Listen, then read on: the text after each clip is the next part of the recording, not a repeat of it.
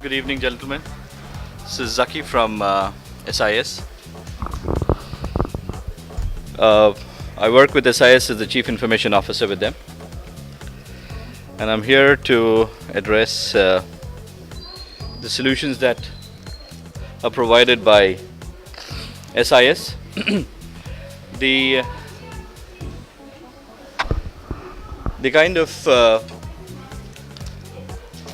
prospect that I'm trying to talk about, or the kind of solution that I'm trying to talk about, is pitched in the mind with the rural India part of it, and as well as that, trying to show how we're able to bring the connectivity requirements versus the business evolution that we can have from there.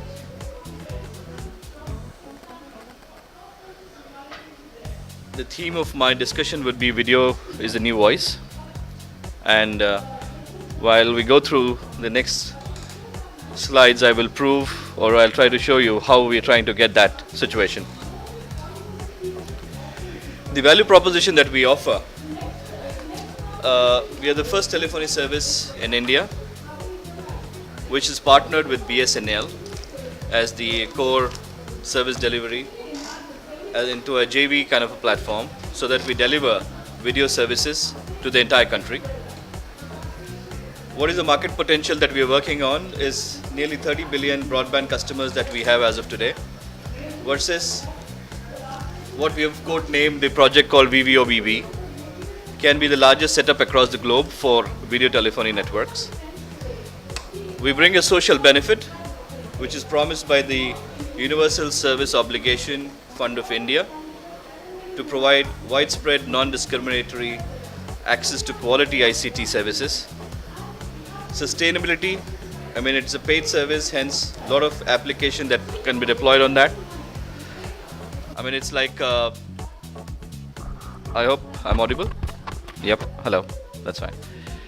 Interoperability, the telephony solution that we have works on a soft switch and an SIP mode, which means we can bring into large scale implementations at a much lesser cost. How am I going through this is I will just give you a snapshot on what the GDP promises us, how we're creating a global village, the telephony network, and so. I mean, as we all know, broadband development as of today has been a national agenda. And with this agenda, we're just trying to run our mission to achieve this agenda.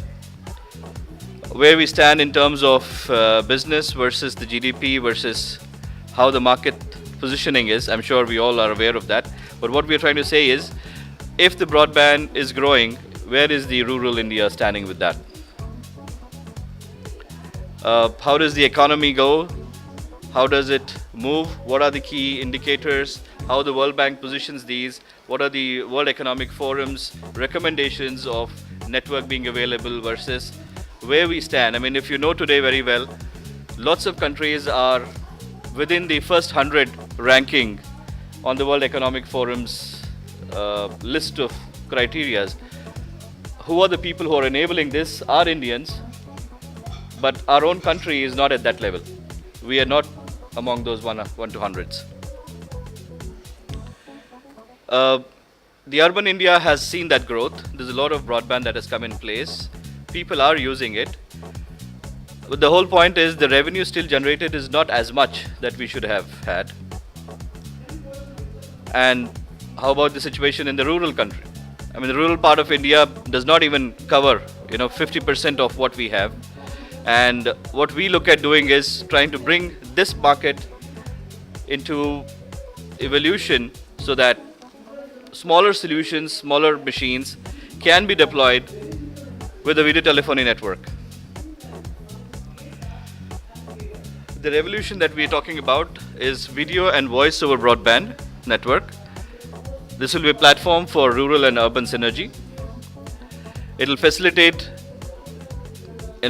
multiple methodology of connectivity, discussions, families coming together with each other. I don't say that this is not happening today. It is happening, but then there's a huge cost that is involved. The landline usage has dropped down, and people have come out of that PCO concept. So there's a lot of loss of employment, a lot of businesses have closed down. I mean, with this technology advent that we can bring in, we'll be able to, cover up all that thing that has happened and still bring in much more. SIS is positioning itself as one of the total solutions provider. It's a company out of Ahmedabad, driven by Sunil Kakkad, a person who has moved within the last 10 years, quadrupling the entire market in terms of delivery and turnkey solutions. How does the network work? Where are we going to be positioning ourselves? We have two switches that are put in place, one in Jaipur, one in Ahmedabad. These are our strategic locations from where the connectivity to the MPLS, which is currently available on BSNL, would be utilized to position these switches. And we've launched in the last 2 weeks about a couple of locations like Gujarat, Maharashtra, MP and Rajasthan. And we are scheduled to reach 12 locations by the end of the year, which would mean that, the coverage would be quite large. Excuse me. What is it that the service offers? The service offers desk-to-desk video call. I could even say home-to-home. It's a very personal solution if you look at it. Families keep moving from one place to another. They talk on the phones. They don't have a picture to it. People can still afford to have pictures on 3G, but how affordable it is for rural India to actually have those. So we are bringing that connect into it. We are bringing video booths with high definition audios. So the PCOs will be available wherever the people keep moving. They can call into their village with that PCO number being available to them, so that the old part of business that we had of telephony comes back. This product can also be used into telehealth versus telefarming in terms of informing information. Telemedicine, which can come in place as well, because it could help connecting the primary healthcare centers while providing instant support for medical services. And also voice over IP calls to international locations, because these are in discussions for being permitted. Probably I think it's already permitted at times. But the whole point now we need to look at it is, this is happening with BSNL in hand, which means we are riding the national network. It's one of the 7th largest world's network carrier, and we're trying to utilize these services. So what's happening? Video is going to connect the entire world with the village. It's instant dialing, though there's no need of a computer. Normal handset, which is put in place, also has a screen, and it's a touch screen into multiple kinds of devices based on if people are trying to look out aesthetic wise. International calls and nearly 80% savings on the call costs, because the call would cost you not more than 2 rupees.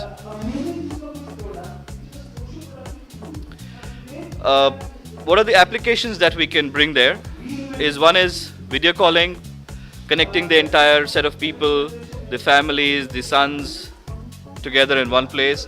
They have video, they speak to each other. It's a much more ergonomically easier feeling that you get there. Providing medical support, having these doctors and hospitals connected in time with instant healthcare access to them. They can do consulting, monitoring of patients, and compatible to multiple devices as well. It can facilitate teleeducation, wherein we can have a captive audience available in identified villages to disseminate education with kind of a system on very small training centers, bridging the training gap, trying to give specialized skills to the women of that village.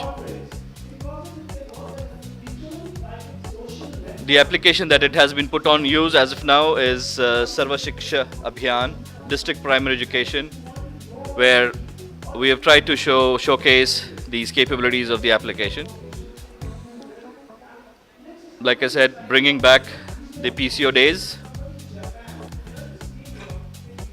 PCO applications, giving employment, giving business opportunities to workers, to local play, and multiple other platforms that we can use it for, like people going for job interviews, teleeducation, Mandir Darshan, matrimony, business meetings if they're connected and they're moving around. The other advantage that we have versus how the customer has is it increases the average revenue per unit in terms of the delivery of services. More number of customers being acquired, so the volumes are also there. Differentiations in service, because then we can start working with multiple operators, trying to see if there's a synergy, and then if the government is able to give us that kind of, the example that we have is number portability. We talked about that. It could be possible that, if we have a video network on BSNL network, probably we can partner with another network, provided the government gives the operator licensing or even the policy that could be made for it. Well, that would be my base.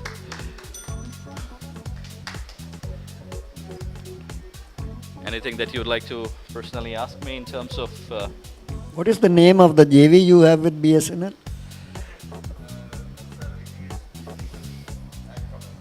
Yeah, he's my team. He takes care of the business development. So, yeah, what is the name of the JV and what is the equity structure?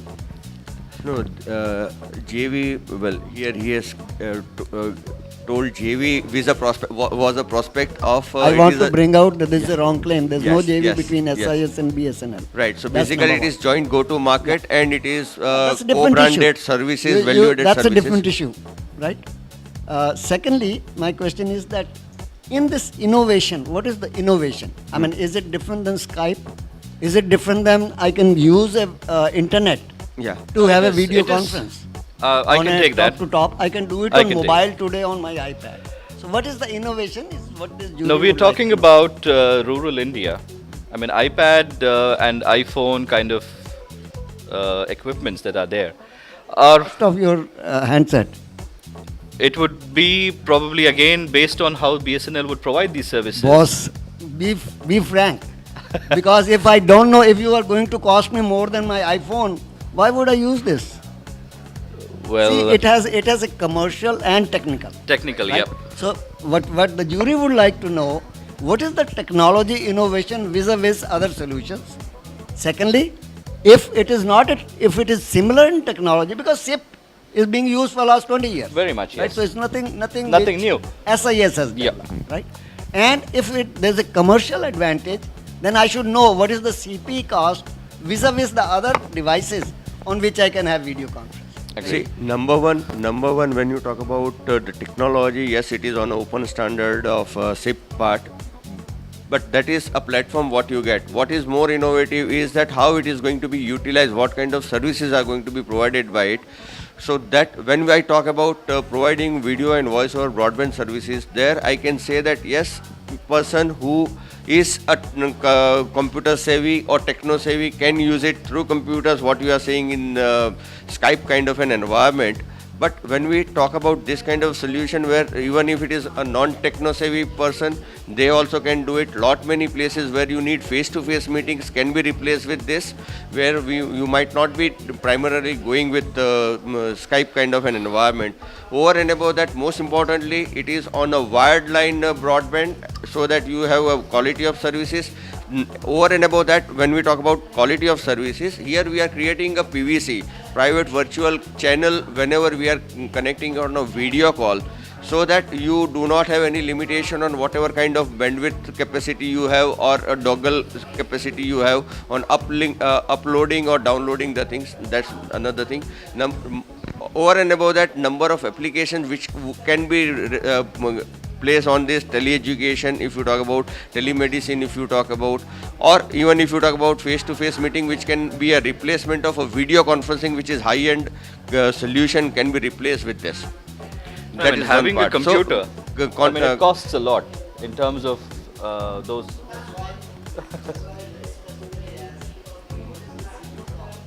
CP cost will be, yeah, CP cost, I have got multiple level. I have got a 4-inch screen, I have got a 7-inch screen, I have got 10-inch screen. 4-inch would be anything around 12,000 to 15,000 rupees, which can, no sir, which can be directly connected to your TV or LCD with for a wide screen.